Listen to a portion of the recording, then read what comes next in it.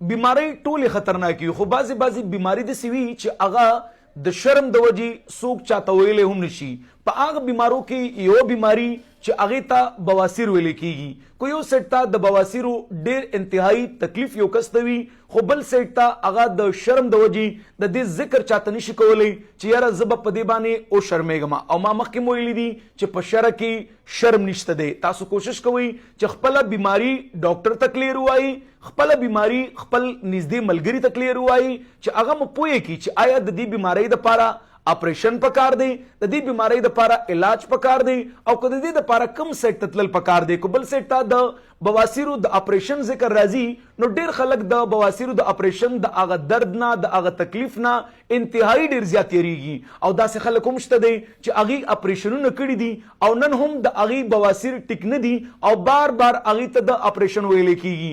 داسې بیماران هم شته دی چې هغې دوه ځل درې ځل څلور ځل د بواسیرو دپاره اپریشن کړی دی او نن هم هغې په هغه اذیت کې دي، هغه تکلیف کې ژوند تیری او اوس بیخي د شرم د لاسه چاته ویلی نشي ځکه چې اپریشن یې مو کړلو، علاجونه یې مو کړل او تر ننه پورې د هغې د بواسیر مسله اوار نه شوله. بواسیر اس قسمه خطرناکه بیماری نه ده.